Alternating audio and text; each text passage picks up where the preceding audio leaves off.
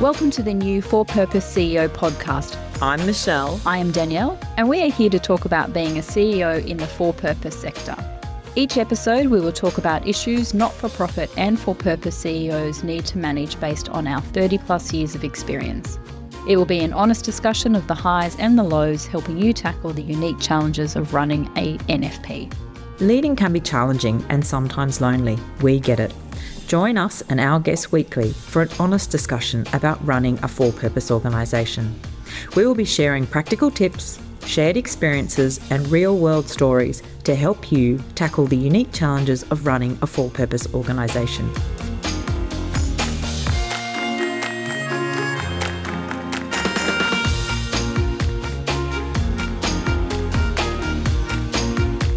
All right, so board reporting, which is a topic we've decided to talk about today. And I don't know, is it a favourite topic? Is it something that people love doing? I don't know. Sometimes I felt like it was always a bit of a burden. What do you think?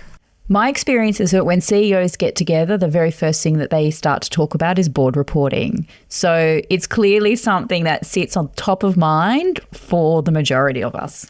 Yeah, I think it's because there's no getting out of it, right? Like you have to. It's something you have to do as a CEO. You have to do your board reporting. And yeah, I think it's a huge part of your life. And it's about how do you get it under control? How do you manage it? How do you deliver it without it being a huge burden to you and your team? And how do you get the most salient points to the board in a really meaningful way so that the time at the board meeting by directors and their questioning of you are relevant and impactful and help them perform their governance role? So given that, Michelle, how did you structure your board reporting? Well, you know, as you were saying that, I also thought, but also help you, right? Because I remember starting a role and inheriting this template, I guess, of how the previous CEO reported to the board. And me just looking at this and thinking, this looks like a lot of work. And getting to the board and thinking, I'm hoping everyone's read it. And I think most people have, but it's clear that there's bits of the report that are just a lot of work for me to generate, but maybe not the key focus of the board. And I just remember feeling really frustrated and thinking, I have to change this. I can't have this format. I need to think, what actually is the board looking for, what's actually useful for them, what's useful for me, and I can't just follow what the previous CEO has done because it's too much work and it doesn't seem to be useful. Like I'm not feeling like they're reading it and going, oh my God, that's amazing, thank you, that's fantastic, that's really helping us with our decision. So I think part of it is actually looking at possibly what you inherit and then trying to make sure that you're actually delivering what they want. So how did you get then, if that's your experience going in and looking at what the previous CEO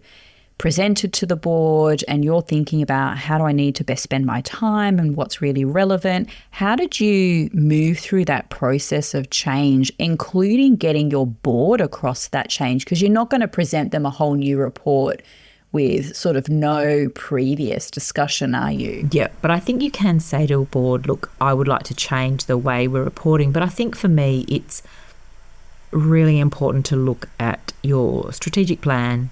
What are the KPIs under it? What are your programs? What are you delivering? And I think what are the metrics then that show progress or lack of progress?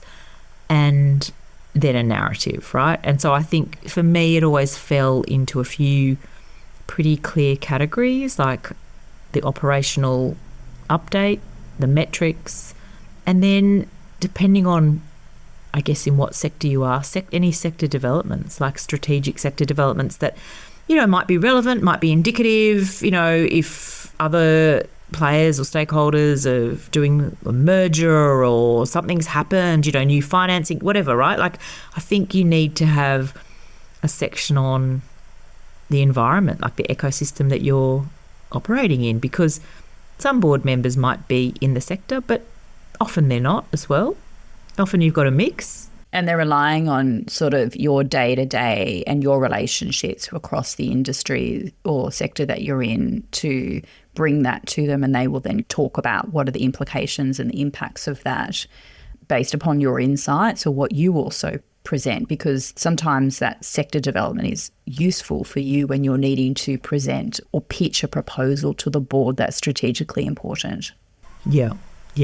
I think one of the things that is really important, though, is to work out what you're reporting on, how you're getting the information from the business, when you're getting the information, and then you're going to either review what people have pulled together or you're going to pull it together depending on how many team members you have. And I think that's the kind of trick as the CEO, to work out how long it takes to pull board papers together. I mean, you said that you kind of do it in 2 or 3 days, which seems amazing.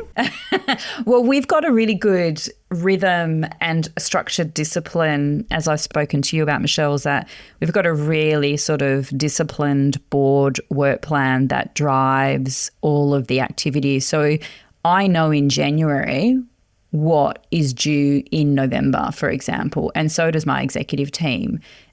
In terms of reporting or in terms of topics, in terms of... All of the above.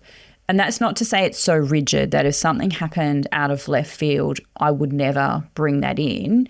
But that discipline allows me also that agility about bringing some new things in as well. So how do you know who set what's due when? I do with the chair. And then we present that to the board at the beginning of each year, and they review that and input into it as well. So they obviously have input. It's not just me and the chair making it up, but then they have input into that and we then finalise that. So that also means, as to your point, thinking about what's going into your reporting, who's drafting that or crafting that part of the report, what are the metrics, where are those metrics coming from. We know that month to month or each 2 months.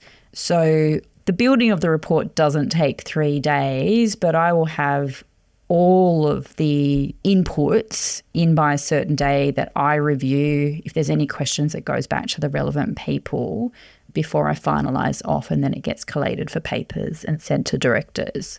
And we work on that pretty rhythmic style where everybody knows when I'm reviewing, when edit is, when I'm finalising, when it gets collated, when it goes.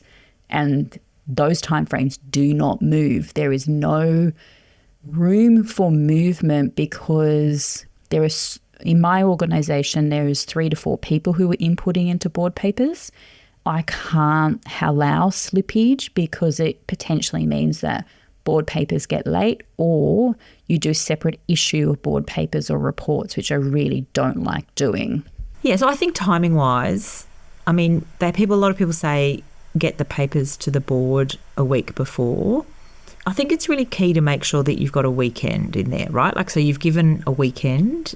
So you've given a weekend to your directors to review? Yeah, to read your papers. I mean, ideally a week before, but depending on who's on your board and what they do for their day job, it's probably likely that they will be reading papers in the evening or over a weekend. So I do think making sure that they've got adequate time to read it is really key. I think what I try to get in the habit of when I was a CEO was making sure, as you say, a few key senior executives know what they're expected to contribute to what papers, whether it's an operational update or there's strategic projects that they've got to give an update on, and they just put them in by a number of days before the papers get circulated. You obviously have to do the final review as the CEO. And I think then it's about making sure you're not just giving a whole lot of detail without context, without identifying trends, without your CEO narrative. I always think it's about why. So you've given all this information, why? Like, what's it show? What's the trends? What does it mean for the business? What does it mean for, our stakeholders? What does it mean for our beneficiaries? And so I think it's really important as the CEO not to just give like a list of things we've done. It's actually, why is this important information that's going to the board? What I would actually also suggest is that if you do have executives building into your board reporting, and often because they're in the day-to-day, they will write as though they are in the day-to-day and not necessarily present that narrative. And you, as the CEO, have a couple of ways as to how you can actually handle that. Is you can get them to do the day-to-day and you do the editing of that to give the analysis that you've been talking about, Michelle. Or what I suggest is, firstly, don't assume your executive actually know how to write board papers, and go get them some training on how to write board papers, how to be succinct, how to get to the point, how to understand that audience, how to understand what that audience needs, what lens they look at things through, and also what questions they're likely to ask. And so they can actually write and frame to those elements, and they understand then what's going on at a board meeting.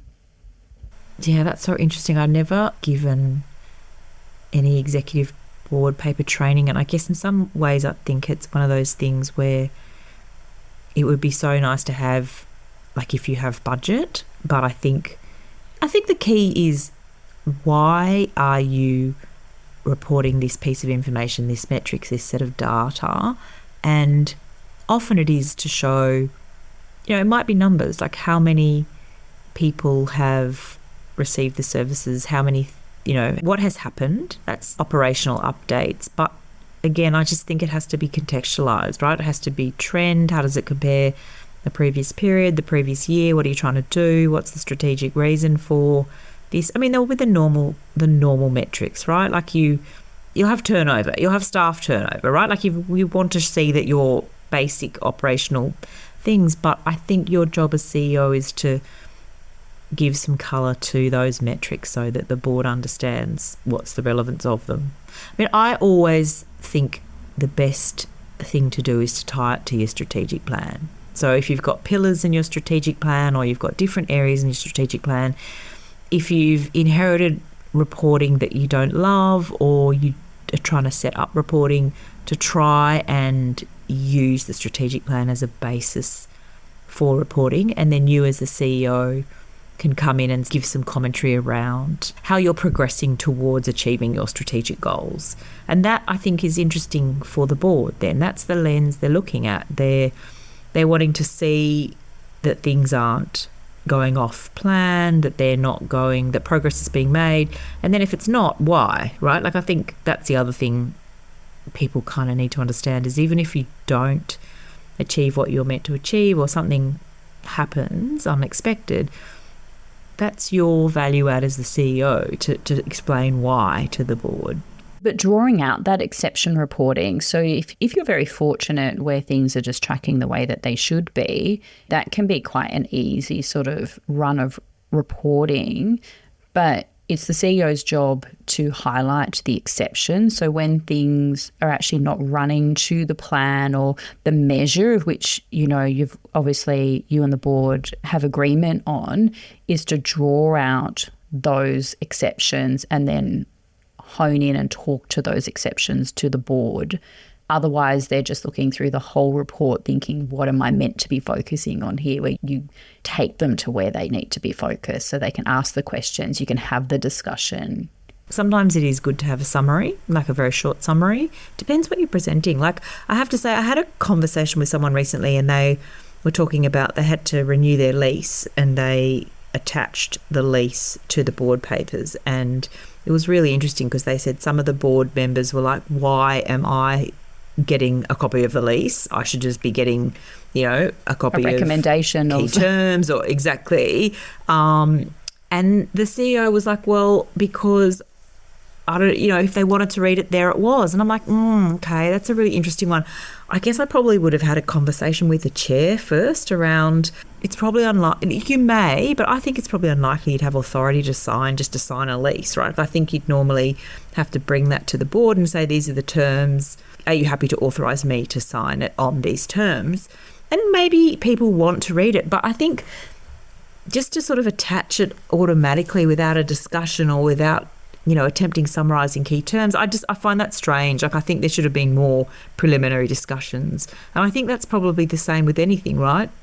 Yeah, well, that even in itself as an example is something to be mindful of, is if you do attach, say, a lease or something like that, you could also... Or an agreement. Or an agreement. You're influencing that board meeting about where they spend their time. And so directors could get into the real granularity of that, which could prohibit you from being able to progress signing the lease if it's the best deal because they don't like a particular clause, or you've got to be mindful right? as a CEO about how you move them through that. And look, I don't mind. Like, if you've got someone on the board who's qualified to look at it, that's great. Absolutely. Right? That's fantastic. Lucky. But I think that's the discussion. I mean, it's an interesting one because I think that's going to come up. You should have some forewarning what's happening. That should be in your calendar. And then, maybe there's one or two board members that you just bring in to look at that with you rather than, I don't know, take it to the whole board. But again, it just depends how you work. Well, about how you and the chair works and how you can work with the chair, because they have some influence into that too. Yeah, but I think it depends. Like, smaller organisations will probably have more involved boards. They might be getting a bit closer to the operational sides just because they need to. And I think that's then that balancing act, right, of trying to keep the board operating at the level that is not too operational. But I think everyone I speak to, and when I was a CEO, you go through periods where you need the insight and input of the board, and then you've got to say, okay guys, it's enough from the operational. Can we just elevate back? Can we focus on strategic issues? Can we focus on sector developments? Can we not ask me about, I don't know, staffing 3 levels down when I've had to shuffle people into different positions because someone's left or something? Like, that's really, really the CEO role. Yeah. And having those sort of out-of-cycle conversations with your chair, and we'll do a podcast about the chair relationship that helps you sort of have those discussions or redirection discussions at the board meeting if you're getting too operational or too granular. But you brought up something interesting then, which is like almost chatting or sending information to the board in between meetings. Like, I mean, what do you do that? Do you send updates in between board meetings? Yeah, I do, but it's not all the time. It's not sort of a systemized, where it's like, oh, here's an update, I'm just sending it to you for anything. It's again, to your point earlier, it's contextualized. It's contextual to what's going on in either your organization or the sector that you're in. And sometimes it is actually beneficial to give a summary between meetings because you're forward thinking about what is the kind of conversation or discussion is the board going to have at the next meeting. I don't want to dump all of that into a board paper. And it's just updates. It's updates. You're not asking for anything. You're not making recommendations. It's not sort of an active-based briefing. This is what's going on in the industry or sector right now. Here's an update, some information, training, a webinar, whatever it is that gets them ongoing across it. So by the time you get to a board meeting, you're not having to do all of that summary update. So kind of like sector news or sector developments that are That's right. By the time you get to the meeting, they've got the story already. And as I said, it's not all of the time. It's really contextual, but it helps you save time at the board meeting and gets them focused at the board meeting. But again, I do that in consultation with the chair. I don't always make those final decisions. So would about you whether I do send that it or not. to the chair only, or would you send it to the board, or would you send it to the chair first? Or I send it to the chair first often. And again, this is about your relationship with your chair and your relationship with your board, but I often will send it to the chair and say, so for example, a really good recent example is that the AICD has a whole range right now around AI governance. Big topic in boardrooms at the moment. It's a big document. So I sent it to my chair and said, I think this is really relevant for the board, namely the Finance and Risk Committee. My suggestion is let's share it with the board as an FYI. It's for information, nothing to do yet. And the Finance Committee will pick that up. Would you like me to do that? Or would you like to do that? And she picked it up and actually sent it out to the board and requested in that context the Finance Committee to pay attention to it. But there have been other times where she said, no, you send it out. Yeah. I mean, I guess I have sent updates to the whole board sometimes, but I guess it will depend on your relationship with the board or with your committees, or you might send something just to committees. But, it has to be something that can't wait to board papers, right? So it has to be something that you think is quite significant. And it might be that you've got a more informal relationship with the board or certain committees, and then you think, well, I'm sending an update. But I think it's one of the things when, I guess, especially if you're new, you probably do want to have that conversation with the chair around what's the board expecting, what are they used to, are they going to welcome, a few updates, or are they going to think, now what, like what's happening, and what do you want from me? What do you want from me now? Yeah. And then does it also work in reverse? Like, are they contacting you, asking you questions? And it can be fine, it can be great, but I think it's about being mindful that, what relationship you have or want with, I guess, the board and or committees. And being clear about, if you are sending in between meeting information, being clear about the purpose of that. So I'm clear in the subject. This is for your information, or this is not for your action but reading. I'm really upfront about that, so they're not asking those questions. What do you want me to do with this, Danielle? And I will then link it backwards. By the time we then get to the board meeting, I will make reference to it. So I'm also linking that for them. But I use it not to bombard them, but to help me as the CEO build that sector-based knowledge. So by the time I'm talking about something in detail, and from a strategic perspective, from a risk perspective, from an opportunity perspective, they've already got the story in their mind. I'm not having to start them again. But of course, your relationship with your chair, your relationship with your board, their functioning, their culture, all of those things absolutely matter. Yeah. I mean, I think really what's important is to get a template that works for you, get a template where the board also knows what they're reading, what they're looking for, so that kind of it becomes easy to manage, easy for your team to input into, easy for you to summarise the information, deliver the information in a way that works, isn't a burden. But then I guess the other thing we mentioned earlier is this sort of idea of like an annual board calendar, where you might set up maybe 4 times a year. Certain board meetings will have a bit of a deep dive into possibly strategic projects you've got on the go, or emerging stakeholders, issues, exactly, or the sector. Like, actually plan that a number of times a year, 30 minutes, depends how long your board meetings are, is set aside for a specific topic, or as an sector update, or whatever, and just gives that little bit of rhythm to board meetings as well. And then they know, and you know it's coming up. So if it's not relevant, say this month, immediately, there's no urgency, you can pop it in the calendar and go, I'm going to look at that in 3 months' time. And that helps you as the CEO manage your time. And given we talked about board reporting and the efficiency component, like how do you get through it fast? How do you spend your time? Where do you want to spend your time as CEO? Think about how you move that through your work plan or your calendar. Yeah, so you've got a schedule, you've got a proper rhythm for inputting the information into your board papers, you've got a template, you know what metrics you're reporting on, where you're getting them from, and I guess trying to either automate or make it simple to get the data that you need. Because the last thing you need, I think, as a CEO is to spend hours and hours and hours trying to get data to report on. You should be trying to streamline that and get that set up as easily and painlessly as possible.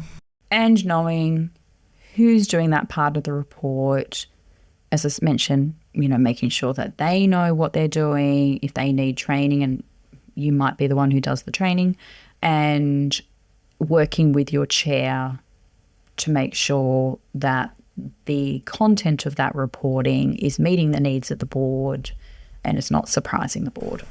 Yeah, not surprising is a key one. Not hiding information, hoping that drawing attention to the important things. I think it's the why. Ask why you're reporting this. What's the board looking for? What is it that's important and relevant that they need to know in this particular paper? I think is the key one. And you know when you read someone else's paper, right? Like, you're like, why am I reading this? Give me up front why I'm reading this. Like, what's this relevant to? Why am I reading it? Yeah. Point me to the important issues, being really critical as well.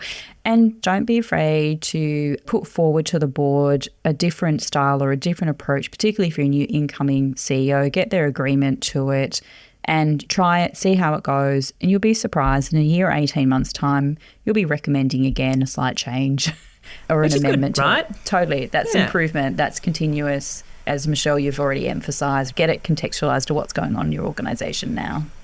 Yes. Try and not make them a burden. Not make board reporting a burden. Exactly. Learn to love it. Learn to love it. And as you said, use it as a tool for you. Like, it should be helping you as much as it's helping the board. I use it to help me synthesize everything, get all my thoughts together. Can be really constructive. And don't make it too hard for yourself. Great. Well, I think that's it for board reporting. Board reporting. Done.